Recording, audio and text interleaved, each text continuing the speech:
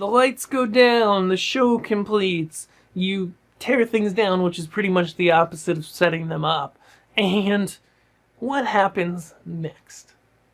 Hi, I'm David Henry from LearnStageLighting.com, and in this video, we're going to talk about what to do after your show ends so that you learn from what you've done and you can make the next event you do even more spectacular than the one you just completed.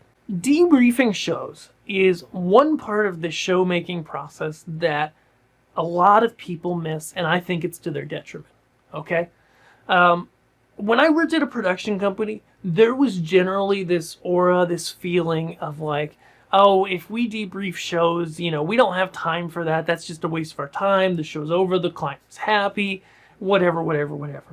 And there were a lot of people, and there are a lot of people in professional production that aren't really a fan of doing this. So what do I mean by debriefing a show? Basically, whenever I'm on a show, I'm always taking notes, okay?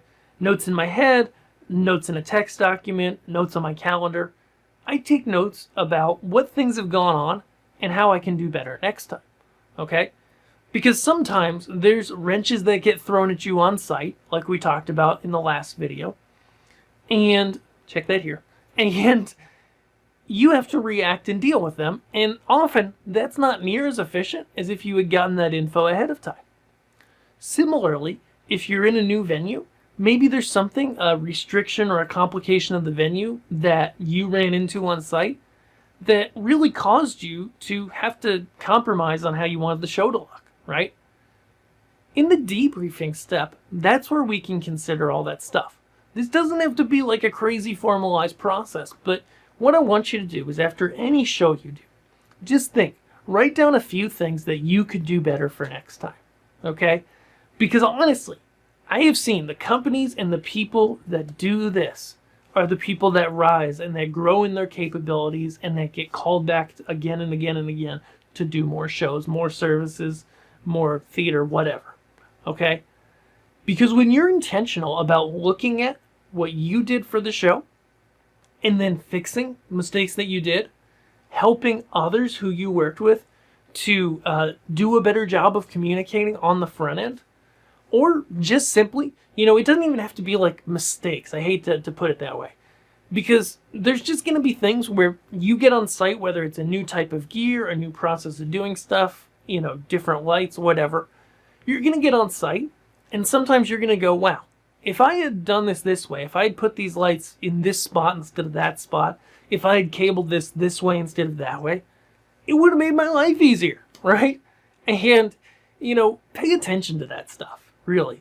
I like, if I'm doing a show and I'm working with other creative people who are making that show happen, I like to just call them up or, sit down and have a meeting after the fact. I love when it can happen. Where you just say, okay, it doesn't have to be right after the show, a week or two after, whatever. You say, okay, what did we do for this show? I usually say this year because coming out of corporate events and doing a lot of those, even music festivals, they're a very yearly thing, right? For this event or this year, what worked really well out of how we worked? What was kind of frustrating? What didn't work well that we had to tweak on site? And, tell the people who are in charge of you about this stuff. Criticism is not bad, right? When you're looking at the process, when you're looking at what happened on site and how to make it better, I think most, level-headed people would really appreciate it if you came up to them after the show, if they were managing it, or if you were managing it, you'd want somebody to come up to you and say, hey, we worked together, on this thing, and, this was something that for me and what I was doing became really inefficient. Maybe, we were on the back of the stage and there was somebody building, a scenic piece, and I needed to be back there setting up lights at the same time, and I didn't have another time to set up lights back there, and we were stepping on top of each other. Okay? That's a good example. And you could say, that really made my life frustrating. We need to schedule that better next time. Either, I get in first, there's some stuff that I need to get set up first before them, or I need them to set up first, and I'll get in after that, but that might mean bringing them in a little earlier, right? So debriefing is actually really simple. It's just taking the time to think about what you did, how did it go, how can you improve for next time. Even if you say, you know what, it was only a couple really minor things that were kind of hiccups. Great. Fix that stuff for next time. Because if there's one thing I learned, and really the whole purpose of this series, is that in a lot of shows that I've led, when people really think through things and they learn from their lessons in the past and they execute well, it makes not only for a really well done show that's fun to watch and fun to be a part of and great for the audience, but it's just fun. Like, it's amazing what we get to do, whether you're doing this for a career, as a hobby, on the side, whatever. There's nobody who can argue that shows are fun, right? But if they're frustrating, if to borrow business speaker Joe Polish's acronym, if the show is hard, annoying, lame, and frustrating, or half, then you're not going to want to do that show again, right?